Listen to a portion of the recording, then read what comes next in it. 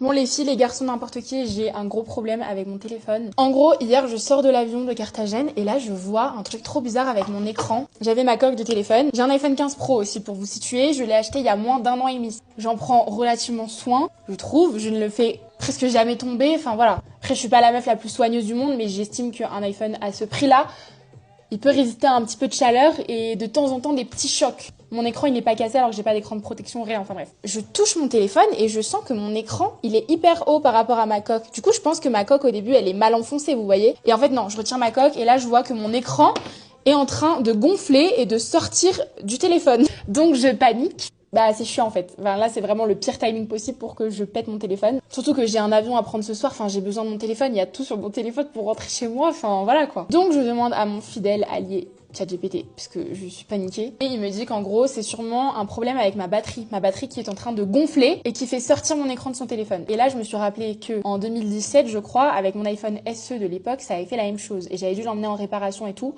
Parce que c'est hyper dangereux. Apparemment, ma batterie peut exploser et tout. Enfin, ou bien il y a du liquide qui peut fuir. C'est hyper toxique. Donc moi, j'ai eu très peur. Donc j'ai éteint mon téléphone. Je ne l'ai plus touché quasiment de la journée. En gros, le risque, c'est s'il surchauffe. Normalement, c'est si la batterie surchauffe, elle pourrait exploser, etc.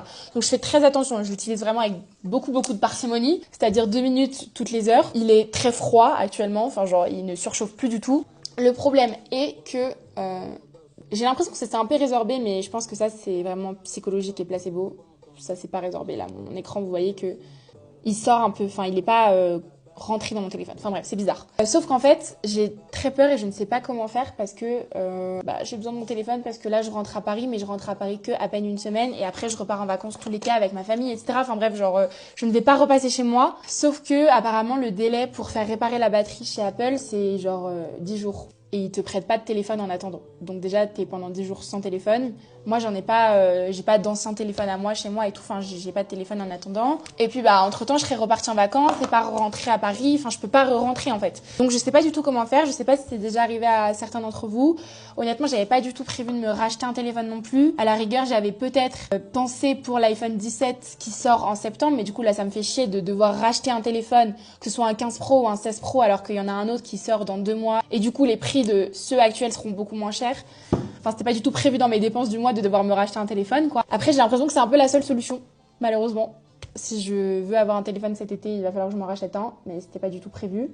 Quitte à ce que je fasse reprendre celui-là et qu'il me le reconditionne et que je puisse du coup le rendre à Apple, vous savez, et après il s'occupe de le revendre, je sais pas. Mais du coup, si c'est déjà arrivé à certains d'entre vous, dites-moi ce que vous avez fait, si jamais vous l'avez fait réparer par Apple ou par un autre réparateur, ou si vous savez combien de temps ça prend. Si ça se trouve, c'est autre chose, et si ça se trouve, je m'inquiète pour rien.